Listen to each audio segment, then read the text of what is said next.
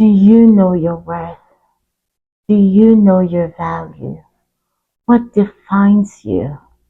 In our African communities or African homes, a lot of us were made to believe or taught that our value comes from our worth, comes from what people say about us or what we achieve. For men, their value is usually tied to how financially stable and capable they are. For women, your worth is either tied to marriage or your children. Is that really what defines us as a people? I'm Ashley Kusianga. Welcome to Tea. Let's get into it.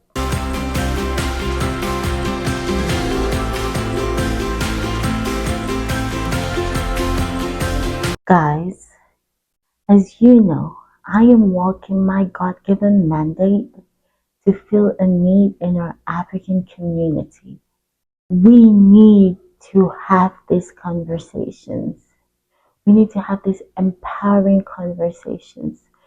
So, if this resonates with you, if this makes you think about someone, share it with them so we can bring more people into these much needed conversations and break this cycle of silence on these topics that are so deeply rooted in our African communities.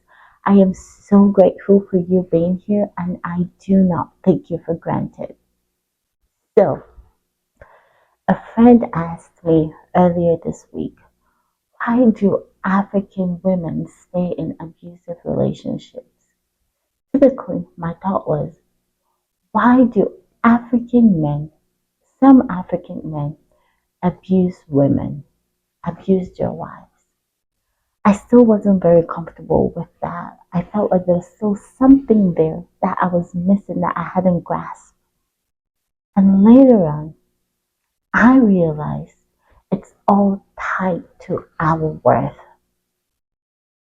A little confession, whenever I was thinking about the topic for this video, for this conversation, I wanted to name it Knowing, Understanding, and Believing Your Worth. But according to who? Who is that authority that is above any other authority? I was like, I know it's God, but how about we just say knowing, believing, and understanding, and then so more people could like it, more people could share it, more people could want to click on it, because then it's not like, oh, Ashley, now you're becoming all like God this, God that, God that. Those were the insecurities I was working with this week before doing this video. But I would be lying typically, or if I did not say knowing, understanding, and believing our worth in God, because that is the ultimate authority. It doesn't matter what how this challenges people's perception of me. There is no other authority but for God. He is there are other authorities, but He is the uppermost. He is the top authority. So I could tell you, I know my worth is X amount. And you could argue, I think your worth is this, because I am saying it based off of my own authority, and you are saying it based off of your own authority. So it's not finite, it's not a given. But when I tell you, I know my worth in God, point blank and simple. This is what God says about me. This is what God says about you. There is no partiality in God. There is no favoritism. It does not matter who, what, or what you have or what you do not have. We are all the elect of God. We are all God's children. See what great love the Father has lavished on us, that we should be called children of God. And that is what we are. John chapter 3 verse 1. We are children of God. We all are children of God as long as we believe. Romans chapter 2 verse 1. For God shows no partiality. There is no favoritism. We are all capable as long as we choose to believe. We are all His children. And being His child already gives us our God-given value. No questions asked about it. So, if we know our worth in God and what God knows to be true about us, we show up different. Our confidence is different. It doesn't matter how X, Y, and Z looks at us or what X, Y, and Z says about us. We know what is true about us because our Creator, our Provider, says this to be true about us. Let's start. Why do we as Africans struggle with our worth? How did this struggle come about? Why do we struggle so much as Africans with our self-worth? A lot of us grew up in homes or communities that said obedience meant silence. There was no self-respect. You just had to shut up and do as you were told. You could not have a voice. You having a voice meant that you were not obedient and you were not welcome. And also, discipline meant silence. You needed to be silent. Unless you were spoken to, your opinions did not matter. Is that really what is in the Bible? Is it not in the Bible where the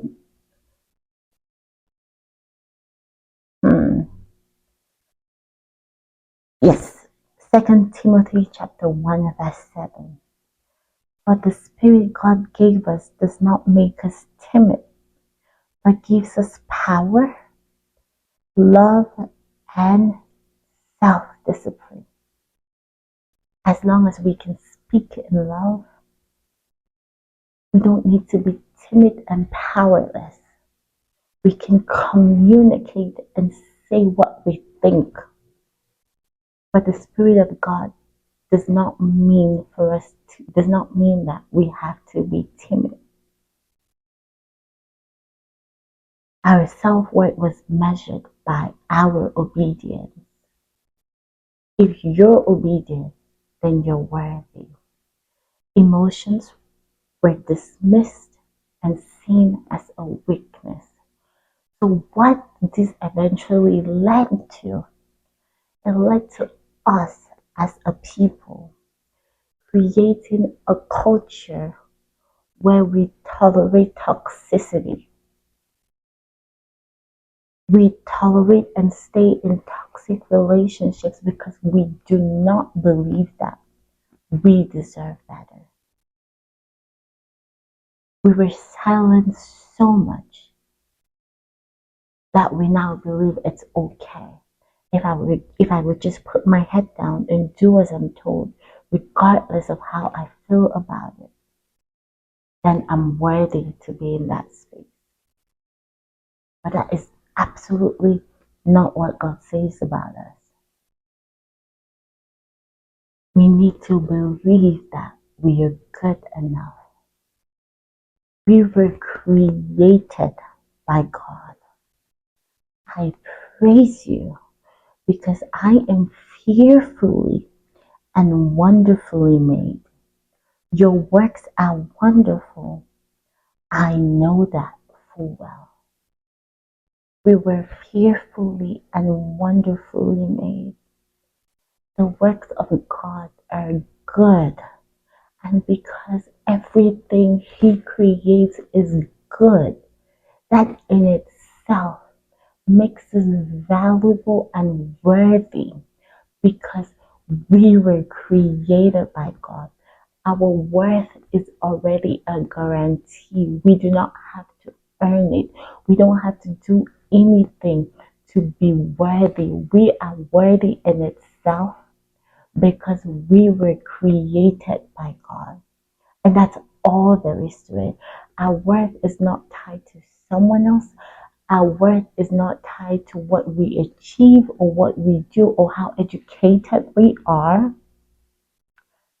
We are worthy because we are children of God. Our worth is our worth because the highest authority deems us worthy. It's so interesting because a lot of us, we're we go to church, we read the Bible, but a lot of us do not. We still struggle so much. I'm not exempt from that. So many people are not exempt because the what we were groomed into, what we were taught, what we were shamed for, has created this cloud that covers us and it blinds us to actually see the truth. I really pray for all of us that when we open the Bible or when we hear the word, our eyes are able to be opened. We're able to see exactly how much God loves us and how worthy we are. Our word will not be and should not be and will not and is never tied to anybody else, anything else, but we have our worth that is given to us from and by God. Some of the harmful cultural norms that we as a people need to challenge are some of the things that are hurting us. Some of the myths, like a woman's worth is in marriage and childbearing. That is false because in Isaiah 54, verse 5, for your maker is your husband, the Lord Almighty is his name. God is as a husband is a creator, a sustainer, a provider. And without an earthly husband, we still have that in God. So, regardless of whether we have an earthly husband or a child, that does not define our worth because we already have that in God. So we should stop shaming people for being childless, for being unmarried, and, and deeming them unworthy because that is not what gives them worth or value. They already have that in God, and anything else is a bonus. Another thing is where we say a man who cannot provide is a failure. Guys, Mathew chapter 6, verse 26. Look at the birds of the air. They do not sow or reap, yet your heavenly Father feeds them. Are you not more valuable than them? God provides for all of us. He is the ultimate provider. So whether a man were able to provide for his family or his kids or for himself, that is not what dictates his worth, because God is the ultimate provider and the person who provides for that man and continues to provide. So the man being able to provide the way we think he should is not what gives him value, does not dictate his worth. He is already worthy without and in spite of that. He is worthy in himself. So our men, your financial status is not what makes you worthy. The house, the car is not what makes you worthy. The woman you marry is not what makes you worthy. The background you're from is not what makes you worthy. The job you have is not what makes you worthy. You are what is worthy. You are who is worthy. Your person, your being is worthy just for being you. Everything else, in spite of everything else, you are worthy. No matter what you have or what you do not have, you are worthy. Those do not dictate your self-worth. Those things don't dictate our self-worth. We in ourselves are worthy because we are children of God. We often say, oh, beating children or wives is discipline, like I was saying about the question my friend asked. That is a lie, and that is not true. There's a Bible verse, I didn't write it down, where it says that you take care of your own flesh, you take care of yourself, you take care of your body, just like Christ takes care of the church, just like Christ loves us. So why would you hurt something that you love? Proverbs chapter 3 verse 12. The Lord disciplines those he loves as a father the son he delights in. Our God is a redemptive God. He doesn't seek punishment, he seeks to redeem our souls. He does punish, and he punishes in love, but he doesn't seek to hurt us. He seeks to bring us closer to him in love and in wisdom. And that is how we are supposed to groom our families, nurture in love and with wisdom. You don't hurt and break the ones that you are mandated to care and love here on earth. That was not the mandate. We really need to challenge these these falsehoods that we believe in our culture. There's so many things that we believe that make us wiser, and there are also some things that we believe and have set as the status quo that hurt us as a people. We need to do better for those who come after us. We need to recognize our worth comes from God and nothing else but God, because he is the ultimate authority. Jeremiah chapter 1 verse 5.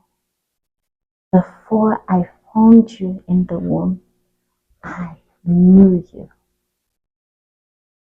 Before we came into this world, we were known and chosen by God. He then set us apart. Just by being his children, we are worthy. Don't let anybody ever tell you different. Don't let anybody ever put you in a box like this is what makes you worthy. Absolutely not. You are worthy just by being you. We need to heal and embrace our self-worth as a community. Romans chapter 12 verse 2. Do not conform to the patterns of this world, but be transformed by the renewing of your mind. We need to unlearn the things that are keeping us in bondage, like the thought processes, the things that we thought we knew. We need to unlearn those things that are causing us damage mentally, physically, emotionally. We need to go back. What does God really say about this? What is God's construct for marriage? What is God's construct for raising children? What is God's construct for my life? What are the things that He's calling me to do that I may think I'm not worthy of? Because society has told me this is what makes me worthy. What are the things we as a people need to change our thinking about? We need to heal and be willing to drop all what we thought we knew and pick up what God really wants us to know. And I do believe one of those things is that nothing gives us worth but for God. We don't have to prove it to anybody. We are worthy. God created you with purpose. So walk in it boldly and confidently. You already have worth. Your worth is in God. It is not defined by someone, culture, or things. You have worth in God. Be bolder than you have ever been. Be confident than you have ever been. Because you are a child of God. Meaning you are worthy. Worthy. You are worthy. Thank you so much for being here. I do not take you for granted. I am so grateful and I love you so much for being here. And I will see you 1 week from today.